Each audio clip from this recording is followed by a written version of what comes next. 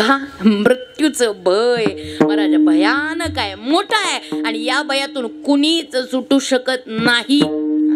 मृत्यूचं भय प्रत्येकाच्या वाट्याला हे भय येतंय. तो राक्षस असला म्हणून काय झालं आणि देवाच्या सानिध्यात असला म्हणून काय झालं, त्याला सुद्धा मृत्यूचं भय आहे. त्याने भगवंताला एकच सांगितलं, हे विष्णुदेवा मला मरणच नको. ते म्हणले बाबा रे तसा नाही, निसर्गाचा नियम आहे, निसर्गाचा नियम आहे. ज्ञानोबा सांगतायत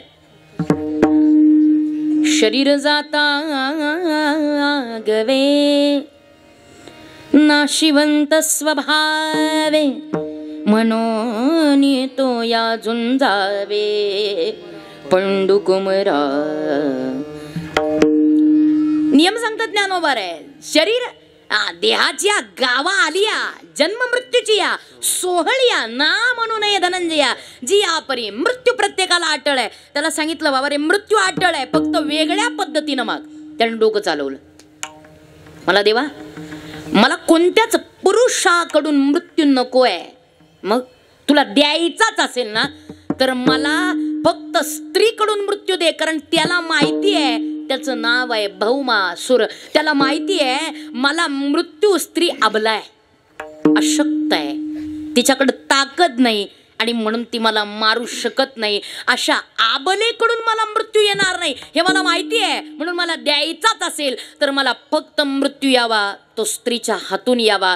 आणि ज्या वेळेला त्यांनी त्या शरीरातून वेगळ्या शरीराची निर्मिती केली, त्यातलं निम्म शरीर आहे ते निम्म शरीर आहे ते रेड्याचं आणि निम्म शरीर आहे ते पुरुषाचं. ते पुरुषाचं आणि रेड्याचं शरीर एकत्र झालंय म्हणून त्याचं नाव ठेवलंय. अर्थात म्हैसीचा पोरगा त्याला रेडा म्हणतात आणि अर्थात म्हैशीचा पुत्र आहे म्हणून त्याचं नाव आहे महिषासुर. विठ्ठल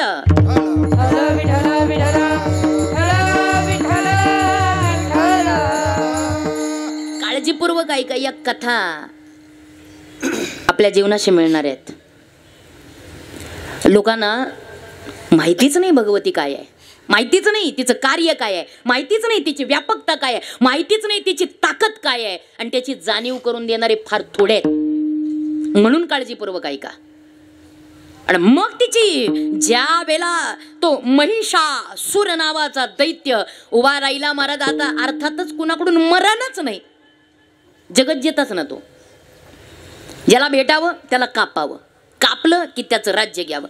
असं करता करता करता करता अहो त्यांनी त्रैलोक्य ताब्यात घेतलं. आणि ज्या वेळेला ते त्रैलोक्य ताब्यात घेतलं आणि आता अवघ्या त्रैलोक्यामध्ये त्राहिमाम करून टाकलं, सगळीकडे अधर्म माजवून टाकला, धर्माचं राज्य संपवून टाकलं. अहो जिथं न्याय आहे, नीतिमत्ता आहे, सद्बुद्धी आहे, या सगळ्यांना पाणी पाजवून टाकलं, सगळं संपवून टाकलं. आणि सगळीकडे अनाचार, अत्याचार, अधर्म ज्या वेळेला माजवला, साधू संतांना त्रास दिला आणि ज्या वेळेला या अधर्माला प्रारंभ झाला आणि त्यावेळेला सर्व देवदेवता, सर्व सज्जन, साधू, संत, परमहंस, वैरागी, मुनी ज्या वेळेला भगवंताच्या शरणागतीमध्ये गेले आणि सांगितलं देवा त्या महिषासुराच्या त्या भयान संकटातून आम्हाला वाचव, कारण त्रैलोक्य त्यांनी ताब्यात घेतलेलं आहे, त्याला मारणारा कोणी पुरुषच नाही.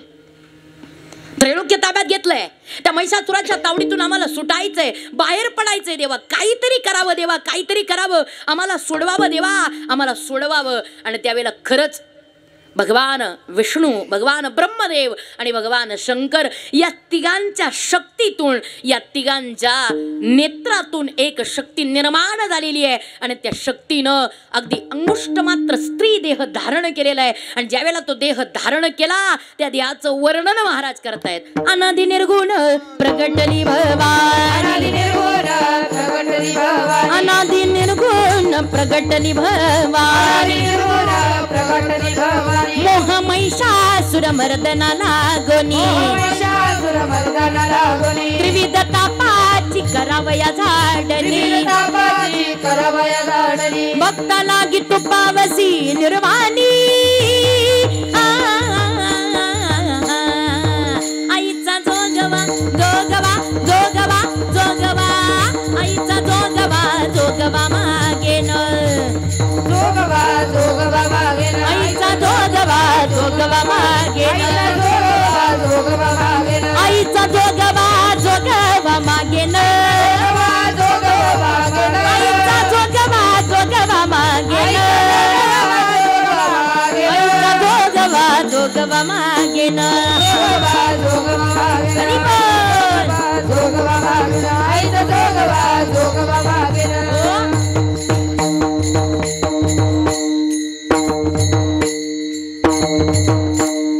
ज्या वेळा ती भगवती या तीनही देवांच्या अगदी अतिशय जबरदस्त अशा शक्तीतून या वेळा ती शक्ती स्वरूपिणी प्रगट झाली. अतिशय सुंदर असं वस्त्र तिनं धारण केलेलं आहे, नाही का. ऐगिरी नंदिनी नंदित मेदिनी विश्वविनोदिनी भगवती हे शितिकंठ कुटुंबिनी भूरी कुटुंबिनी भूरी कृते. ज्या वेळेला ती सुंदर अशी शक्ती पुढे उभा राहिली, त्या सुंदर शक्तीला पाहिलं सगळ्या देवदेवता अक्षरशः ते तिच्याच्या पुढे झुकल्या. आणि जशा झुकल्या तशा त्या भगवतीला शरण गेल्या. आणि जशा शरण गेल्या सांगितलं एकच करे भगवती, त्या महिषासुर नावाच्या दैत्याचा तुला वध करायचंय, वध करायचंय. तिचं आवडीचं स्थान, तिचा बाप म्हणजे तिचा बाप म्हणजे साक्षात हिमालय. त्या हिमालयाच्या दाट पर्वतराजीमध्ये पोरगी जन्माला बापाच्या घरीच येते. जन्माला आल्या आल्या त्या हिमालयाच्या घरी गेली. आणि जशा त्या हिमालयाच्या दाट आणि पर्वत रांगांमध्ये ज्या वेळेला स्थिरावली, पण तिचं स्वरूप एवढं भयान आहे. तिने अंगावरती हिरवकंच वस्त्र धारण केलेलं आहे. अष्टभुजा नारायणी अशा स्वरूपामध्ये ती आहे. तिला अष्टभुजा आहेत आणि अष्टभुजा नारायणी असणारी ती, तिच्या हातामध्ये आठही हातांमध्ये 8 अस्त्र 8 शस्त्र आहेत. आणि ज्या वेळेला आणि जबरदस्त असा भाडी आणि कुंकवाचा मळवट तिनं भरलेला आहे. सुंदर असा मुकुट तिच्या डोक्यावरती आहे की त्या मुकुटाचं तेज अवघ्या विश्वामध्ये सुद्धा अगदी झकझक झकझक करत आहे. तिच्या डोक्यावरचे केस, तो केश संभार गुडघ्यापर्यंत येऊन टेकलेला आहे. असा जबरदस्त केश संभार घेऊन हातामध्ये अनेक शस्त्र घेऊन ज्या वेळेला ती भगवती त्या हिमालयाच्या दाट पर्वत राजीमध्ये विराजमान झालेली आहे. तिच्या एका हातामध्ये मदिरा आहे आणि गोटा गोटानं ती तिचं प्राशन करणं चाललेलं आहे. आणि त्याच वेळेला एक सरदार आहे ज्याचं नाव आहे शुंभ. काळजीपूर्वक ऐका, ही नावं सुद्धा तुम्ही फक्त सप्तशतीतच ऐकाल, त्याच्या व्यतिरिक्त नाही. ज्या वेळेला तो सरदार आला आणि त्यानं पाहिलं अशी सुंदर आहे, देखणी आहे, लावण्यखनी आहे, आरस पाणी आहे, बघितलं की बघतच राहावं एवढी सुंदर आहे अशी देखणी स्त्री. कोणी पुरुषानं पाहिलं तरी तिच्या प्रेमात पडावं अशी सुंदर स्त्री ज्या वेळेला त्या हिमालयाच्या दाट पर्वतराजीमध्ये आणि त्या शुंभानं पाहिली, बस म्हटलं अशी सुंदरी आपल्या स्वामींना महिषासुराला जर अर्पण केली तर फार आवडेल, फार आवडेल. गेलाय त्या महिषासुराकडे गेलाय आणि सांगितलंय स्वामी अशी सुंदर स्त्री, अरे जगामधलं सगळं जे काही सुंदर आहे, जे काही अद्भुत आहे ते सगळं तुमच्या तिजोरीमध्ये जमा आहे, फक्त एक कमी आहे. कमी? हो. कोणती? एक सुंदर स्त्री की तिच्यासारखं सौंदर्य, तिच्यासारखं लावण्य, तिच्यासारखं तेज मी आजपर्यंत स्वामी जगामध्ये कुठंच पाहिलं नाही. तेवढी सुंदरी फक्त तुमच्याकडे येणं कमी आहे. ती सुंदरी तुमच्या ताब्यात आली, तुम्हाला सर्व काही प्राप्त आहे. असं कुठं आहे? हिमालयाच्या पर्वतराजीत. आणा मग. ज्यावेळेला उन्मत्त झालेला महिषासूर ज्यावेळेला त्या शुंभाला पाठवलं आणि जसा तो शुंभ त्या हिमालयाच्या दाट पर्वतराजींमध्ये आलेला आहे आणि जसा त्या पर्वतराजींमध्ये येऊन त्याने आवाज दिला तिला, हे सुंदरी. जसा तो आवाज ऐकला एका क्षणात गोटा गोटानं आणि मध्य प्राशन मदिरा प्राशन करणारी ती भगवती, तिचं स्वरूपच तितकं भयान आहे. त्या स्वरूपामध्ये ती काय करणार? त्यावेळेला तो कलश बाजूला केला आणि कलश बाजूला करून ज्या वेळेला त्याच्याकडे पाहिलं त्यांनी सांगितलं, ग माझ्या स्वामींकडे सगळं काही आहे, जगातलं सगळं आहे, त्रैलोक्यातलं सगळं आहे, फक्त तुझ्यासारखं अद्भुत सुंदर अलौकिक रत्न माझ्या स्वामींच्या जवळ नाही. जर तू माझ्या स्वामींच्या जवळ आली तुला पट्टराणी करतील त्रैलोक्याची, येशील? असं म्हणल्याबरोबर धाडकन तो आणि कलश बाजूला फेकून दिला आणि उभा राहिली. आणि जसा उभा राहिली आणि आवाज दिला, हे असेल तुझ्यात हिम्मत मला प्राप्त करण्याची आणि असेल तुझ्या स्वामीची अर्धांगिनी बनवण्याची ताकद, तर चल आता माझ्याशी या बहुयुद्धामध्ये, आता माझ्या बरोबर हात मिळव. जर या बहुयुद्धामध्ये माझ्यासोबत जो कोणी मल्ल युद्धात जिंकेल मी त्याचीच पट्टराणी होईल. भगवतीचं हे स्वरूप आजच्या काळात फार गरजेचं आहे, फार गरजेचं आहे. लव जिहाद सारखी नीच प्रकार जर घडू नये असं वाटत असेल तर प्रत्येक मुलीमध्ये भगवती संचारायला पाहिजे. प्रत्येक मुलीमध्ये भगवतीचा हा संचार व्हायला पाहिजे. आणि त्याकरता काय वाटेल ते होऊ देत. नवरात्र फक्त एवढ्या करतात साजरे करावं, दांडिया करता नका करू. सगळा नाच करून टाकला अक्षरशः.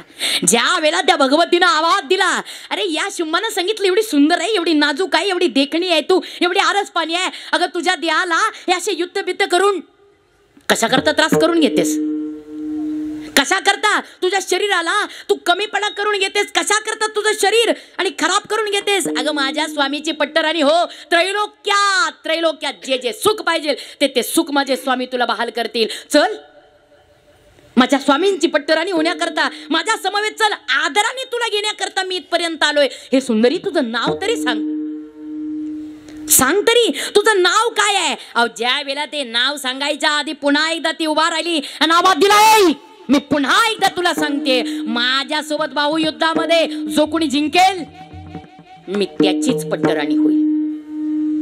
हा शुंभ म्हणलं ही तशी ऐकायची नाही. मग परत गेलाय, त्याने सांगितलं है असल्या एका स्त्री समोर लढण्याकरता मी कामात नाही. मग माझ्या खालच्या सेनापतींना पाठवून देतो, माझं काय काम आहे इथं. म्हणून आवाज दिला पुन्हा एकदा. चंड नावाच्या एका त्याच्याच उपदैत्याला तो चंड पुढा झाला आणि त्या चंडाला सांगितलं, ए चंडा जा आत्ताच्या आत्ता आणि त्या सुंदरीचं अपहरण करून आपल्या स्वामींच्या दरबारामध्ये तिला आण.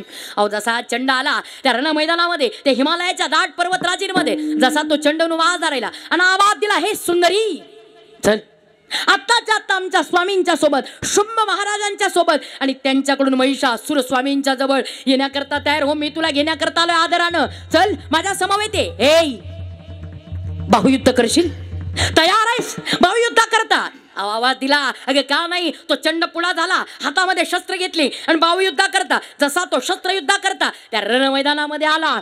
तो दिवस होता अश्विन शुद्ध प्रतिपदेचा.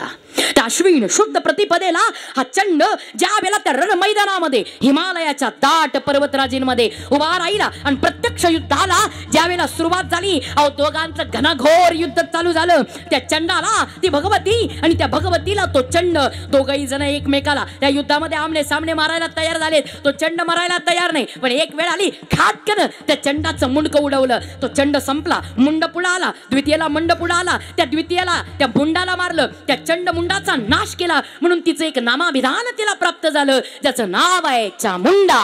विठ्ठल विठ्ठल.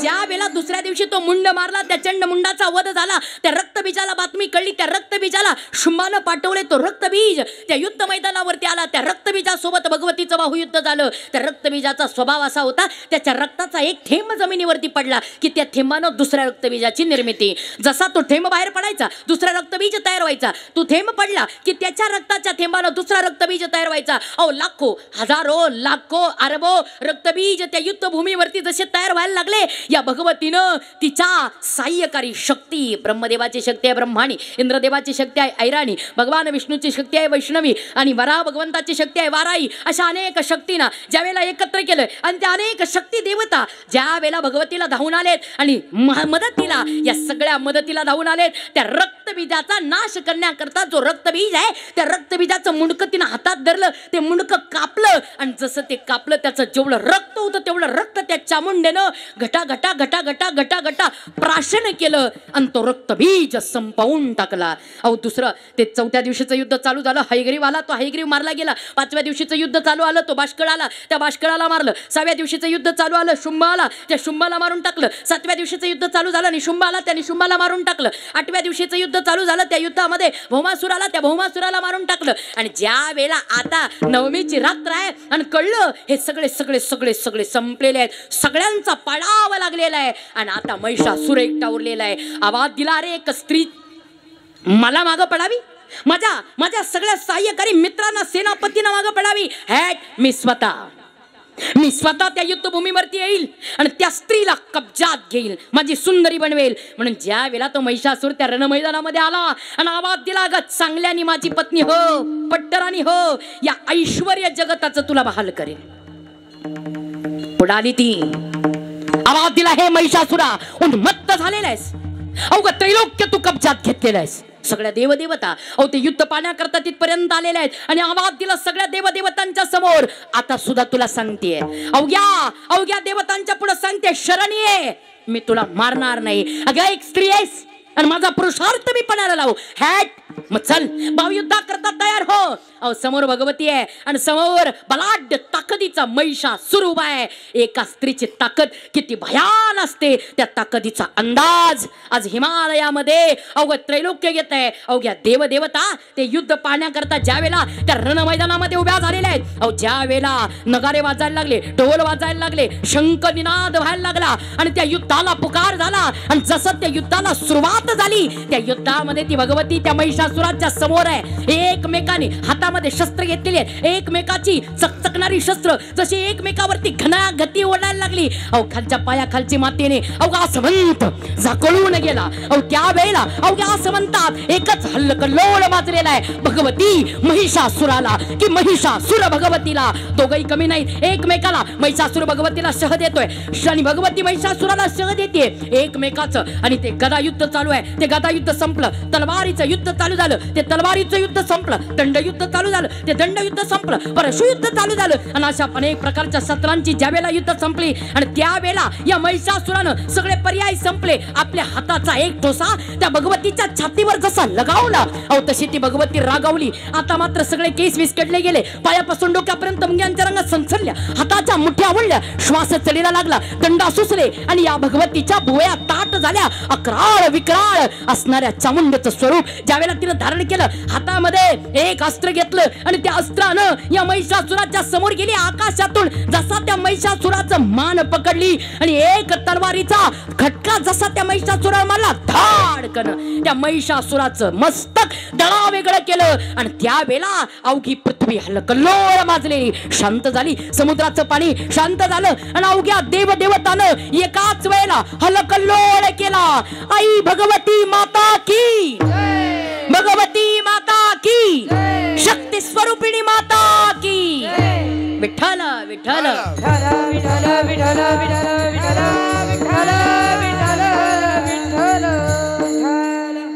एक लक्षात ठेवा, दुर्गुणावरती सद्गुणाची मात म्हणजे नवरात्रोत्सव आहे. दुर्गुणावरती सद्गुणाची केलेली मात म्हणजे नवरात्रोत्सव आहे. भगवतीनं दुर्जनाचा केलेला नाश म्हणजे नवरात्रोत्सव आहे. आज प्रत्येक स्त्रीनं या नवरात्रोत्सवात हेच शिकायचंय. म्हणून तर मी सांगितलं हे रंगबिंग हे फार अलीकडचं आहे, याच्या नादीच लागू नका. भयान संकट भारतापुढे आहेत. या भयान संकटातून पुढे जायचं असेल ना तर प्रत्येक स्त्री आधी धर्म वाचवणं महत्वाचं आहे. आणि धर्म वाचवण्याकरता आधी आपल्या लेकींच्या अंगावरती अंगभर कपडे घालणं गरजेचं आहे. एक लक्षात ठेवा, स्त्रीच्या अंगावर अंगभर वस्त्र असणं हा स्त्रीचा अधिकार आहे. कारण जर तिच्या अंगावर अंगभर वस्त्र नसेल तर बलात्कारही होतच राहणार आहेत. आणि याची सुरुवात ही प्रत्येक स्त्रीनं आपल्या स्वतःच्या लेकीपासून करायचे. हे अभियान स्वतःच्या लेकीपासून चालू करायचे. तुमच्या लेकीमध्ये पाहना भगवती, मला आयांचं इतका राग येतो. आपल्या पोरीना सुंदर ते घागरे देतील, त्यांना वाटेल एवढा खर्च करतील आणि वाटेल एवढे खर्च करून त्या राजदांडियांमध्ये खेळायला पाठवतील. काय करतात मुली तिकडं माहिती आहे? काय करतात माहिती आहे? अहो तिला हातामध्ये आणि अंगावरती घागरा घालून तिला राजदांडियामध्ये तिला टिपऱ्या खेळायला पाठवण्याऐवजी तिच्या हातात तलवार द्या, तिच्या हातात दांड काठी द्या आणि ज्या वेळेला तो तिला दंड चालवायला शिकू देत, तिला काठी चालवायला येऊ देत, तिला तलवार चालवायला येऊ देत, तिला भाला चालवायला येऊ देत. का? ही शस्त्र तिला या सगळ्यांपेक्षा शस्त्र शिकू देत. आजच्या काळाची ती गरज आहे. या सगळ्याच्याही पलीकडे जाऊन जगायचं, एक स्त्रीत्व स्वतःचं जपायचंय.